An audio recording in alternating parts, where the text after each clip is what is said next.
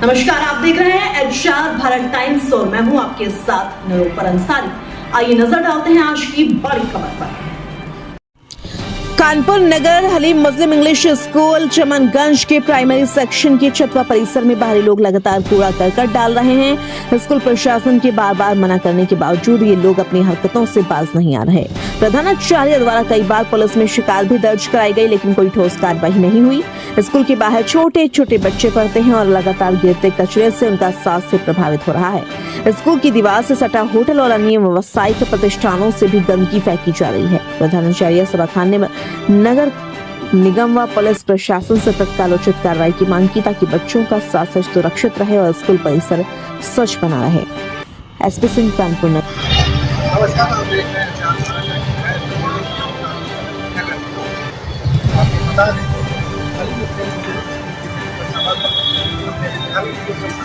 समस्याओं को किया जा रहा है। इसमें उनके प्रमुख बाहर और वहाँ पर बैठ के कुछ अराजक तत्व स्कूल की बच्चियों को जब बाहर छुट्टी के समय बाहर निकलती हैं तो उनके संग अभद्र व्यवहार करते हैं। ऐसी कुछ समस्याओं को लेकर स्कूल के प्रिंसिपल सभा द्वारा आज महापौर को ज्ञापन दिया जा रहा है। हम चलेंगे, उनसे बात करेंगे और पूरी समस्या के बारे में विस्तार से जानेंगे।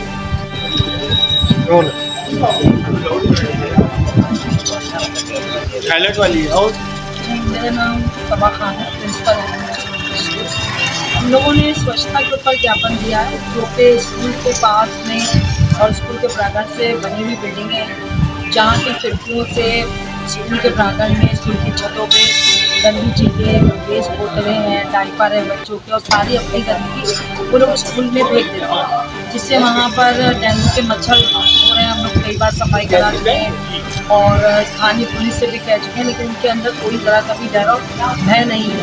वो ये कहते हैं कि जो समझ में कर लो, हमें किसी से डरना नहीं, हम वैसे ही करते हैं और स्कूल कितनी बार सफाई करेगा। हम चाहते हैं कि हमारी महापौर जी के माध्यम से ये काम हो।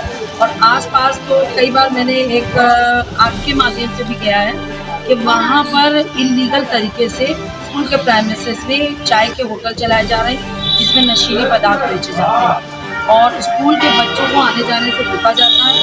वहाँ पर वो नशीले पदार्थ ऊँचे दामों पर बेचते हैं वो लोग, और जब लड़कियाँ छुट्टी होती है और जब स्कूल लगता है तब वो लोग छेड़छाड़ करते हैं। ये सब वो पूरा प्रोग्राम वहाँ बैठ के कराते हैं, ना कि किसी तरह से उनको डर है कि ये चीज़ें बच्चों के साथ की जा रही हैं। अभिभावक ने कई बार शिकायतें करी हैं, हम लोगों ने इस पर काफ़ी बार उनको कहा और समझाया, लेकिन वो नहीं समझ रहे।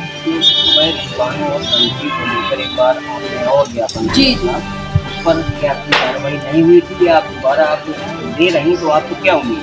नहीं, कार्रवाई ये हुई थी कि वो लोगों के चालान की, पुलिस को बुलाया, डांटा, कुछ दिन तो वो रुके, लेकिन फिर उस पर कोई ख़ास कार्रवाई नहीं हुई। इसलिए आज हम लोग स्वयं आके यहाँ पर खड़े होकर अपनी बात कहेंगे और ये उम्मीद करते हैं कि ये चीज़ रोकी जाए, क्योंकि स्कूल एक शिक्षा संस्थान है जहाँ पर किसी बच्चों की पढ़ाई पे ध्यान देना चाहिए और साफ स्वच्छ चीज़ें होनी चाहिए। अगर स्वच्छता नहीं है तो सारी चीज़ें कहीं भी मायने नहीं होती हैं। और जो हमारे प्रधानमंत्री जी नरेंद्र मोदी जी जो कर रहे हैं और हमारे मुख्यमंत्री जी कर रहे हैं, उसको ही हम लोग आगे लेके जा रहे हैं, लेकिन ये सब स्वच्छता की धज्जियां उड़ा रहे हैं। और हमारा यही कोशिश है और यही उम्मीद है कि इस काम को होगा और इंशाल्लाह जल्द से जल्द ये लोग वहाँ से हटा दिए जाएंगे। आज जो आपने ज्ञापन दिया उसको लेकर क्या हुआ?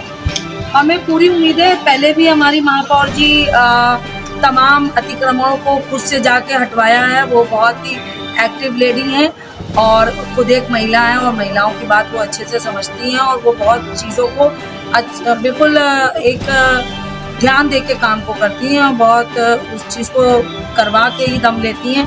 और हम लोग पूरी तरह से उनसे मुतमईन हैं और आज हमें मालूम है कि कल से ये काम चालू हो जाएगा और ये सब चीज़ें रुक जाएंगी। आपके माध्यम से यही चाहते हैं कि हमारी बात आगे से आगे तक जाए, ताकि इन लोगों को इस बात का एक सबक मिले, जो कि ये बहुत शेर हो रहे हैं कि कुछ ऐसा किया ही नहीं जाएगा और हम को ना तो कोई रोक पाएगा ना तो टोक पाएगा। हम ऐसे ही गंदगी करेंगे ऐसे ही आगे चलता रहेगा।